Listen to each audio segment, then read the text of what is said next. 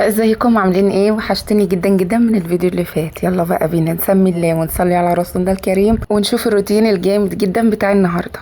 اول حاجه انا بدات بيها هو الزرع الاخضر الجميل ده. قلت اغسله كده في الاول عشان على ما اخلص تنظيفات يكون نشف وارجعه تاني مكانه. انا ممكن ان انا ابل فوطه مثلا وامسك ورقه ورقه كده واقعد امسحهم من التراب، بس انا قلت يعني اختصارا للوقت شويه ميه كده بشويه برسيل واغسلهم كده، يعني غسله بسيطه كده. بيكون سهل جدا ان هو ينزل العفار اللي موجود عليه. بعد ما غسلتهم كده في الميه ببرسيل ونزلوا كل التراب اللي عليهم، هاخدهم كده تحت الدش واحميهم حمايه حلوه يعني في الحر ده. بعد كده هاخدهم كده على سور البلكونه او على الحبل، يعني مش هتفرق، المهم ان هم يكونوا في مكان امن كده ما يقعوش من عليه. هسيبهم بقى ينشفوا براحتهم وندخل نكمل تنظيفات الريسبشن. هشيل بقى الكوشنز وكل حاجه موجوده في الريسبشن، انا عايزاه يبقى فاضي خالص، حتى الكنب هشيله كده من مكانه وهكنس وراه وتحته. هنسيب الفيديو شغال، وعاوزه اوضح لكم حاجه حصلت في الفيديو اللي فات. انا كنت بتكلم معاكم في الفيديو اللي فات على ان انا لما بيجي عليا يوم بكون حاسه فيه بالكسل او الخمول او بكون فاقده فيه للشغف، مش عاوزه اعمل اي حاجه. الحاجات اللي انا كنت بعملها، فمن ضمن الحاجات اللي انا اتكلمت عنها ان انا كنت بلجأ دايما للهوايه بتاعتي اللي هي الرسم، لحد ما سمعت فتوى بتقول ان الرسم حرام. ده الكلام اللي انا قلته معاكم في الفيديو اللي فات. لحد هنا تمام، لحد ما دخلت بنوته جميله كده من المتابعين اللي موجودين معايا على الصفحه. وانا بصراحه مش بحب اقول عليكم متابعين، انا بعتبركم اخواتي. هي افتكرت ان انا من الجماعه المتشددين قوي، يعني اللي بيحرموا كل حاجه. هو الغلط كان عندي انا اللي ما وضحتش انا كان قصدي ايه. بس في الاول انا عاوزه اوضح لك ايه اللي في ايدي دي حاجه كده زي سبونشه بصراحه، يعني سحر. هقول لك بقى دي فايدتها ايه وانا جايباها ليه، وكمان جايباها بديل لايه عندي. اولا ديت لو انت عندك مثلا اي قلم اولادك كتبوا بيه على الحيطه، سواء كان قلم حبر او قلم رصاص، بتبليها في شويه ميه وتمشي بيها كده على القلم بتطلعه على طول. انا في الاول بقى حبيت ان انا اجربها على الخرابيش اللي على الارض دي، مكان ما انا شديت كده الكنبه بتاعه الريسبشن، بس ما خرجتهاش. لكن لو خرابيش دهان من كرسي او ولادك مثلا كتبوا على الحيطه، فهي هتخرجها وبكل سهوله. مجرد بس ما تبليها كده في الميه وتمشيها على الخرابيش دي او على الكتابه اللي ولادك عملوها حبر او رصاص، هتخرج بسهوله جدا. قبل ما اجيبها ولو حصلت عندي المشكله دي، فانا كنت بخرج اي خرابيش مثلا من بتاعه الكرسي او الكتابه على الحيطه بمعجون الاسنان. فطبعا انا جبتها بقى لان احمد ابني كان باباه اشترى له عجله، فهو على ما اتعلم على العجله دي كان مسك الحيطه كلها خرابيش بالعجله. فانا قلت لا، انا محتاجه ميزانيه مخصوص لمعجون الاسنان ده. فانا قلت دي ب 15 جنيه هتحل لي الازمه وهتفضل معايا كتير. لكن معجون الاسنان هجيب مثلا الانبوبه ب 35 جنيه هتكفيني مره واحده بس احوش الخرابيش وهحتاج مكانها تاني. نرجع بقى لموضوعنا وللتوضيح اللي انا كنت المفروض اوضحه لما اتكلمت على ان الرسم حرام. انا ما كنتش اقصد ان الرسم كله حرام، ولا كنت اقصد ان انا اللي محرماه. ده انا سمعت حديث على قناه السنه النبويه، وهو كان بيتكلم عن المصورون ان هم يعني اول من تسعر بهم النار يوم القيامه. ربنا بيجي يقول لهم انفخوا في الشخص ده او في الرسمه اللي انتوا عملتوها ديت الروح. طبعا حاشا لله، يعني ما حدش يخلق الروح غير ربنا. فطبعا انا كنت بتكلم بقى، ما وضحتش ان انا لما برسم فانا برسم اشخاص. يعني هي هوايتي رسم الاشخاص، لان انا بحب ارسم تفاصيل العين بالظل اللي تحتها واللي فوقها، بحب ارسم تفاصيل الوش بالظبط. عشان كده انا التزمت بالفتوى. لكن باقي الرسم حلال، يعني مفيش فيه حرمانيه، بدليل ان انا بسيب ولادي يمارسوا حياتهم طبيعي جدا، بيرسموا اللي هم عاوزين يرسموه لانهم اطفال، فانا بسيبهم يعيشوا طفولتهم. انا بقى هتكلم عن نفسي، انا شخص طبيعي جدا مش متشدده خالص، انا بس بلتزم بالحلال والحرام.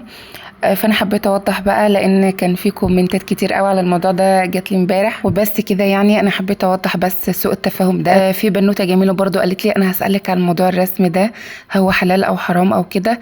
يا ريت والله تسالي كده، وان شاء الله ربنا يكرم كده شيخ جليل يقول لك مش حرام، عشان حتى ارجع ارسم اشخاص تاني واوريكم كده المناظر اللي انا بلعب في وشهم وببوظ ملامح وشهم خالص. ومستنياكي في الكومنتات ترد عليا كده بعد ما تسالي لي. ولو حد من الشيوخ قالك ان هو حلال، انا هرسم شخص مضايقني جدا جدا، يعني هبدا رسم فيه، طبعا مش حبا فيه، لا ده عقابا له عشان هو زعلني، فانا يعني هلعب في وشه البخت. المهم بقى نرجع للروتين بتاعنا.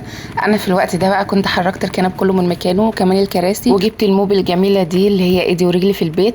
مسكت بقى الجبسن بورد كله اللي في السقف نضفته كويس، وكمان المنطقه اللي هي فوق المكتبه بتاعه الشاشه ديت، وبرده المنطقه اللي هي فوق الشباك وتحت الشباك اللي بتكون موجوده ورا الكنبه. الكنبه اللي ممكن تكون عليها بصمات كده من مكان الكنبه ما هي بتكون موجوده او راسيه كده على الحيط. الموب دي زي ما قلت لكم لها غيارين، فيهم غيار انا عاملاه للسقف والحوائط، والغيار التاني انا عاملاه للارضيات. المنطقه دي من المكتبه الكنبه كده بتكون مداريه نصها، فما بعرفش ان انا اوصل لها كويس، ففرصه بقى كده ان انا شلت الكنبه دي.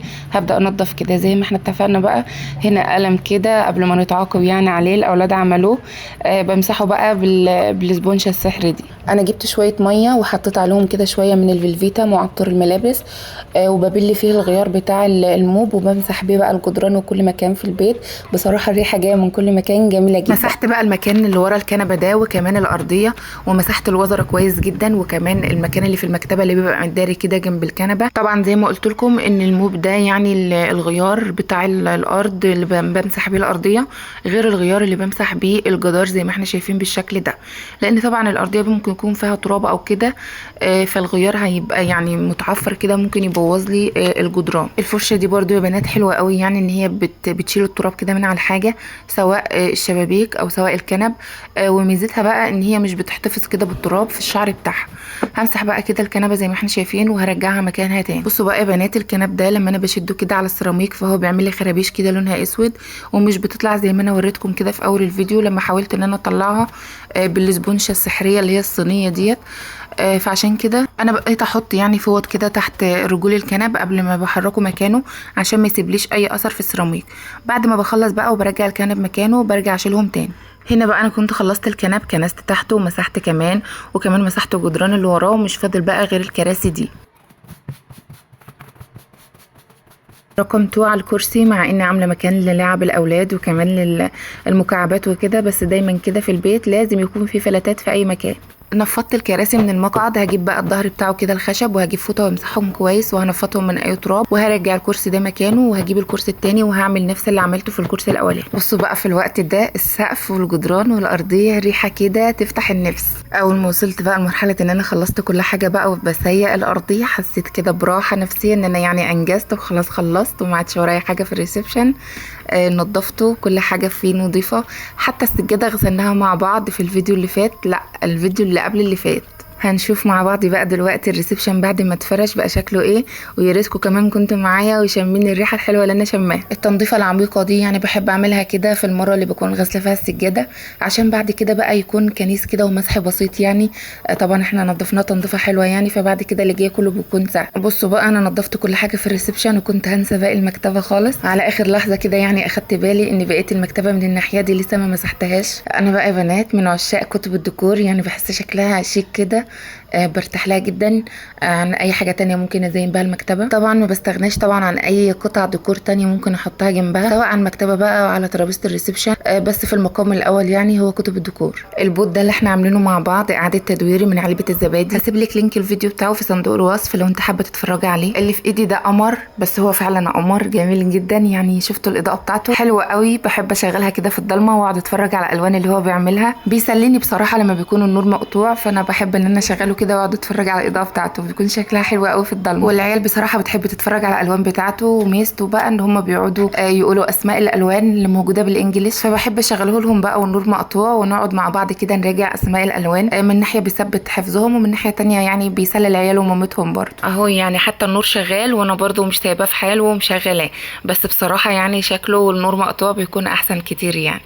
المهم بقى هنرجع كل حاجه مكانها، هنجيب البت الحلوه اللي مخبيه عينيها دي برضه نحطها كده على الكوستر ده، وما يغمضليش عين كده غير لما اوزع كده كل البوتات بتاعه الزرع اللي انا عاملاها من علب الزبادي في البيت كله. خلاص بقى خلصت المكتبه، فاضل بقى السرو. انا بقى ما بحبش ان انا افرشه الفرشه التقليديه دي، بحب اعمل فيه اي منظر كده. بصوا بقى هو مش سرو، هو دفايه عامله نفسها سرو. انا بصراحه عجبني منظر واحد على النت فجيت اسال عليه، لقيته ب 450 جنيه، فقلت ليه 450 جنيه؟ انا عندي دفايه صغيره كده يعني هي مش دفايه اطفال، هي اصغر شويه من دفايه الاطفال على قد يعني، او تكفي فرد واحد بس، فقلت لا انا هحطها كده كانها سرو واوفر 450 جنيه. هي بس محتاجه شويه تعديل كده، اعمل لها شراشيب من الناحيتين او اعمل لها كور فرو كده وبس، كده هتبقى سرو واجمل من السرو كمان. وكده كده الدفايه كانت مركونه اصلا مش بستعملها، ولونها كمان ماشي مع لون الديكور بتاع المكان، ووفرت 450 جنيه. في الوقت ده بقى كان الشجره الحلوه الاخضر ده نشف جبته بقى وهرجعه مكانه تاني. طبعا قبل ما اعمل اي حاجه انا كنت مسحت البوتات بتاعه الزرع قبل ما اثبت فيها الشجر، وده البوت التاني بتاع شجره الموز ده. انا بصراحه ما حبيتش ان انا واحد اشكال الشجر في المكان، انا قلت اشكل كده ما بينهم او اغير الاشكال. شجره الموز والتانيه نوع تاني انا مش فاكره بصراحه اسمها ايه، بس شكلهم حلو قوي يعني. انا من النوع اللي بحب الشجر والزرع في المكان، بحس ان هي بتغير من نفسيتي كده، وكمان بتدي روح كده للمكان وبتغير شكل المكان 180 درجه، وكمان بتملى مكان فارغ زي المكان اللي ما بين الكنبتين وبعض ده. هنا بقى كنت فرشت السجاده، وبصراحه يا بنات يعني الشامبو اللي احنا عملناه فرق جدا في نظافتها، غير ما بغسلها خالص باي مسحوق غسيل كده وفانش وكلام من ده. لا بصراحه الشامبو ده فرق جدا، وكمان مخليها نظيفه اكتر ما انا كنت بوديها المغسله. جبت بقى الترابيزه رجعتها مكانها ومسحتها قبل ما احط كده لوح الازاز، ورجعت الازاز مكانه ومسحته، وبعد كده هبدا امسح بقى الديكورات والحاجات اللي انا بحطها على الترابيزه. الاول بقى قبل ما اظبط الترابيزه كده وارص الحاجات اللي عليها هظبط الكوشنز ده، وبصراحه انا بحب البنت الحلوه ام رموش دي، يعني حاسه ان الالوان دي كسرت كده اللون الزيتي ده او اللون الغامق ده. انا بعد ما كنت حطيتهم في الناحيه الثانيه حسيت ان هم في الكورنر ده هيكونوا احسن، حتى متناسقين مع التانيين اللي على الكنبه الكبير. اضافه اللمسات الاخيره دي بتحسسني بالراحه النفسيه، وبحب اقف عند الخطوه دي شويه عشان اديلها حقها. بصوا بقى يا بنات الترابيزه دي حاساها كده مش ماشيه مع المكان ده خالص، يعني عاوزه اجيب ترابيزه فيها ستانلس مذهب زي الستانلس اللي موجود في الكراسي بتاعه الانتريه ده. يعني حاسه كده ان الترابيزه لما يكون فيها ستانلس مذهب وكمان الكراسي برده فيها المذهب ده هيكون الطقم كله ماشي مع بعضه اكتر من الترابيزه الخشب دي. المهم بقى هنسيبها كده هي ماشيه الامور لحد ما ربنا يكرم كده واجيب الترابيزه الاستانلس والفوطه بقى، وهمسح كتب الديكور وكمان كل حاجه هحطها على الترابيزه. العلبه الجولد اللي كان فيها الكاكو والبسكويت مسحتها بقى وعينتها كده في درج السفره، هخرجها بقى العيد اللي جاي. كل سنه وانتم طيبين. بصوا بقى انا عندي المفرش الفرو ده بس انا مش حابه افرشه، يعني حاسه عامل زحمه كده في المكان، وحابه برضو ان انا اغير كده واجدد في المفارش. فعندي بقى المفارش دي لونها نحاسي كده، في منها المستطيل والمدور. انا كنت بجرب بس بصراحه لقيت المدور ده ماشي اكتر تحت الصينيه العصفوره ديت، وكمان لونها كده ماشي مع اللون العسلي بتاع الازاز بتاع الترابيزه. هنا بقى كنت بجرب اشوف انهي بيض زرع هيكون كويس على الصينيه. انا حطيت الصغير ده بس بصراحه رجعت تاني غيرته، التاني كده فيه لمعه بيضه حلوه كده فحاسه ماشي اكتر، وكمان يعني لايق مع الكتب الديكور فيها من الابيض، وكمان ماشي مع السرو اللي موجود على الكنبه. الصينيه العصفوره وكمان بتاعه البخور الصغنطوطه الريشه ديت لونهم جولد كده، ماشيين مع الجولد برضو اللي موجود في الكراسي بتاعه الانتريه، فانا حباهم هنا. يعني الشمعه البينك دي انا حاساها كده شكلها مش حلو هنا، فانا هشيلها كده وهحط في فازه صغنطوطه كده، وهحط فيها كمان عود من الهيش اللي موجود في قلب الدوناتس ده عشان يكون يعني احسه طقم كده. الدوناتس مع الفازه الصغنطوطه ديت حاساهم طقم كده مشوا مع بعض. زي ما قلت لكم كده انا غيرت الفازه الصغير ده. هنا بقى ولعت بخور، اول ما بولعه بيبقى النار بتاعته عاليه كده، فانا مش بحطه على طول في قلب المبخره ديت عشان ما تبوظوش، فانا بستنى كده لحد ما النار دي تهدى وبعد كده برجع احط البخور في المبخره. للوهله الاولى كده تحس ان الترابيزه مكركبه كده او عليها حاجات كتير، بس انا بصراحه يعني شايفه ان كل حاجه متناسقه مع بعضها. الدوناتس مع الفاز الصغير، كتب الديكور عليها السبحه الديكور دي جميله جدا. بالنسبه للصينيه بقى هي ما عليهاش حاجه غير الفاز الصغير وكمان البخور والمبخره. بصوا بقى يعني اكتر حاجه بحبها في الموضوع ده هو اللحظه اللي انا بقعد فيها بقى اغير ما بين الديكورات. يعني لو هتلاحظوا طول الفيديو بغير كتاب احط كتاب، اشيل الفاز احط مكانه شمع، اشيل الدوناتس اشيل هيش احط هيش. يعني طول ما انا قاعده كده قاعده اجرب ايه اكتر منظر هستقر له او هرتاح له. طبعا لازم كل فتره كده بغير الديكورات دي. ممكن مثلا اجيب اللي على السفره احطه هنا على الترابيزه، اخد اللي على المكتبه اوديه على السفره، يعني تجديد كده وتغيير، ومن غير ما اكلف نفسي وبالحاجات اللي موجوده عندي. التجديد مطلوب يا بنات. ممكن مثلا تجيب الديكورات حتى اللي موجوده في اوضه النوم، لو ماشيه مثلا مع السفره ممكن ابدل. يعني بحس ان انا كده بغير من نفسيتي، بغير من طاقه المكان، بجدد كده في المكان باقل امكانيات وبكل المتوفر عندي. يعني مش شرط ان انا اروح اشتري يعني حاجه جديده واكلف نفسي. يعني ممكن الفيديو اللي جاي مثلا يكون كل الحاجات اللي موجوده على الترابيزه دي مش موجوده، وجبت حاجات مثلا من مكان تاني من البيت وحطيتها هنا على الترابيزه. كنت عاوزه اخد رايكم في حاجه تانية. انا محتاجه اعمل بياضات للانتريه، فمحتاجاكم تختاروا معايا كده لون يناسب المكان ده او الديكور وكمان يمشي مع السفره. هستناكم بقى في الكومنتات تقولوا لي اعملها لونها ايه او ولا اعمل لها كفر احسن. يعني مستنيه رايكم لان انا محتاره لحد الان مش عارفه اعمل فيها ايه. هنا بقى سجاد الصلاه يا بنات، طبعا بما انه يعني بيبقى مترمي كده على الانتريه او الركنه او كده، فانا عملت له البوكس ده، عملته معاكم في فيديو قبل كده، هسيب لكم اللينك بتاع الفيديو ده في صندوق الوصف لو انت حابه ترجعي له. المهم بقى يا بنات ان البوكس ده يعني بصراحه انقذني من ان السجاد يبقى مرمي هنا او هنا. اللي محتاج المصليه بياخدها يصلي عليها ويطبقها ويرجعها مكانها تاني. الاكسسوري ده كان فك كده من عليه، انا كنت مكسله بصراحه ان انا اجيب الشمع والزقه، بس لا حسيت ان انا الدبوس اللي انا مثبتاه بيه ده شكله كده مش لطيف، فانا شلت الدبوس ورجعت لزقته بالشمع. هطبق بقى سجاد الصلاه في البوكس وهرجعه مكانه. في الوقت ده بقى كنت خلصت كل حاجه وعملت لي فنجان قهوه صغير كده، قهوه خضراء طبعا عشان الدايت، وقعدت كده اسمع تلفزيون بمزاج. بصوا بقى عاوزه اقول لكم على راحه نفسيه ما بعدها راحه، حاسه كده ان انا مزاجي اصلا رايق كده بعد ما خلصت كل حاجه موجوده ورايا. يعني بيبقى احسن فنجان قهوه بشربه في الوقت اللي بكون مخلصه فيه اللي ورايا وقاعده بقى، والريحه الحلوه كده محوطاني من كل مكان، الريحه اللي جايه من السقف ومن الارض وكمان من البخور. استاهل بقى كام لايك على الروتين الحلو بتاع النهارده ده. يلا بقى اسيبكم في رعايه الله، وان شاء الله نتقابل في فيديو جديد، والسلام عليكم ورحمه الله وبركاته.